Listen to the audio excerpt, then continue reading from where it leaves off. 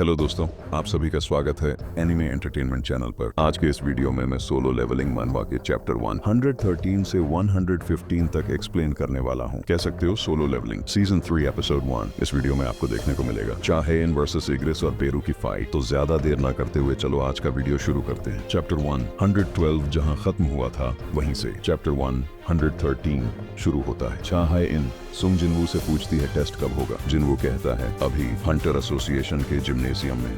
ये सुनने के बाद चाहाई इन दरवाजा खोलने लगती है जाने के लिए। तब जिनवू कहता है उसकी जरूरत नहीं, मेरे पास एक शॉर्टकट है, तुम बस कुछ देर के लिए मुझे पकड़ लो। फिर जिनवू अपनी शैडो एक्सचेंज पावर यूज करके जिम्नेशियम के अंदर टेलीपोर्ट हो जाता है।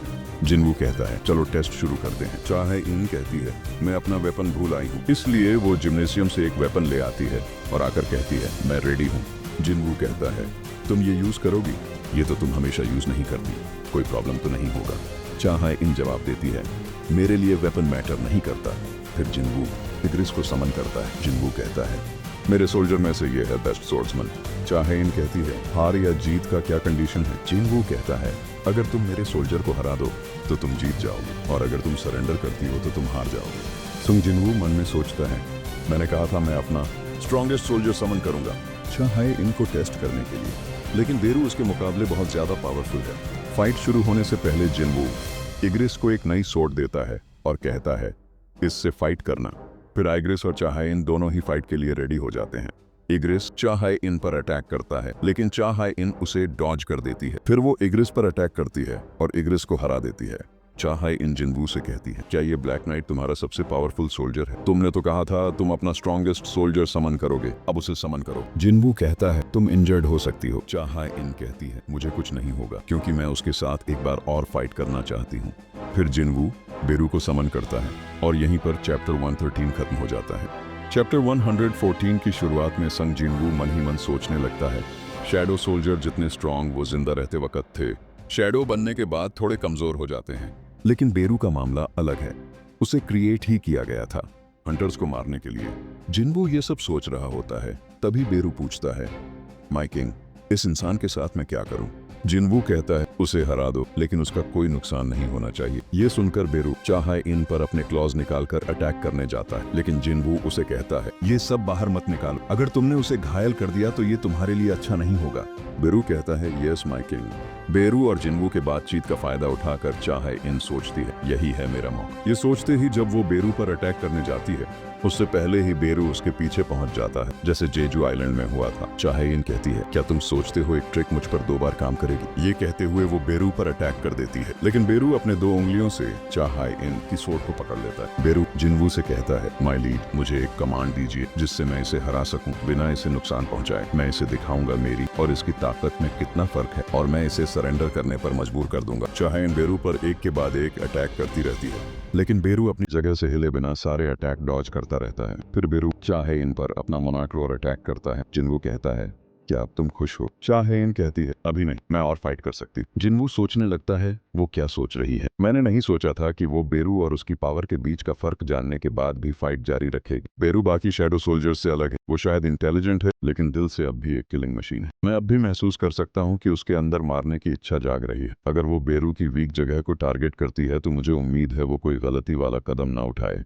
बेरू कहता है तुम्हारी इतनी हिम्मत, तुम अपने शिकारी के सामने खड़ी हो, ये बर्दाश्त नहीं किया जा सकता। बेरू के दिमाग में ऐसे ही ख्याल चल रहे होते हैं। फिर वो चाहे इन पर अटैक कर देता है। चाहे इन उस अटैक को डॉज कर देती है। फिर वो अपनी स्किल सोर्ड डांस यूज करके बेरू पर अटैक करती है। इससे चाहे इनकी सोर्ड टूट जाती है, लेकिन फिर भी वो अपनी बची हुई मना का यूज करके बेरू पर सोर्ड ऑफ लक टेक्निक से अटैक करती है। लेकिन उसी समय बेरू के दिमाग में एंट क्वीन का दिया हुआ कमांड याद आ जाता है मार डालो सबको, ये लड़की तुम्हारी एनिमी। और इसलिए बेरू चाहे इन पर सीरियसली अटैक करने जाता है। जिनवू उसे रोकने की कोशिश करता है, लेकिन फिर भी बेरू अटैक कर देता है, इसलिए जिनवू आकर उस अटैक को ब्लॉक कर देता है। जिनवू चाहे इन से पूछता है क्या तुम ठीक हो? चाहे इन कहती है हाँ, और बेरू जिनवू से माफी मांगने लगता है। जिनवू चाहे इनसे पूछता है तुम इतनी मेहनत क्यों कर रही हो? हमारे गिल्ड में ज्वाइन करने के लिए इतना कुछ करने की जरूरत नहीं है, ये तो सिर्फ एक नॉर्मल टेस्ट है, इसके लिए अपनी जान को दांव पर लगाने की क्या जरूरत थी? तो बताओ तुमने ये सब क्यों किया? चाहे इन कोई जवाब नहीं दे रही थी। तब जिनवू कहता है तुम इस बार भी जवाब नहीं दोगी, क्या तुम मुझ में इंटरेस्टेड हो? चाहे इन कहती है हाँ, मुझे ऐसा ही लगता है। और यहीं पर चैप्टर 114 खत्म हो जाता है। चैप्टर 115 शुरू होता है फेडरल ब्यूरो ऑफ हंटर्स के ऑफिस से, जहां हम देखते हैं मिस सेलनर और एडम मिस्टर ब्रेनन के पास माफ़ी मांगने आए हैं। मिस्टर ब्रेनन कहते हैं, मैंने तुम्हें यहाँ माफ़ी मांगने के लिए नहीं बुलाया, क्या हुआ है वो बताओ। एडम कहता है, मिस्टर सेलनर को लगता है कि जिनवू एक किंग है। ब्रेनन कहते हैं, क्या मिस्टर सेलनर, आप क्या कहना चाहती हैं कि संग जिनवू नेशनल लेवल हंटर्स की तरह पावरफुल है। मिसेस सेलनर कहती हैं, मुझे समझाने दीजिए। फिर वो कहना शुरू करती हैं, अवेकेंड हंटर्स अपनी पावर एक जगह से पाते हैं जिसे कहा जाता है द अदर साइड, और जो उस तरफ से कनेक्टेड रहते हैं वो मैं महसूस कर सकती हूँ। कभी कभी वो कनेक्शन इतना पावरफुल होता है कि मुझे तेज़ रोशनी दिखती है और मैं उन्हें किंग कहती हूँ। लेकिन जिनवू के केस में कोई कनेक्शन था ही नहीं। जब मैंने उसकी आंखों में देखा, उसके अंदर का अंधेरा जैसे मेरी तरफ ही देख रहा था। वो खुद ही डार्कनेस है। ये सुनकर मिस्टर ब्रेनन कहते हैं, क्या आप कह रही हैं कि संग जिनवू एक बुरा इंसान है।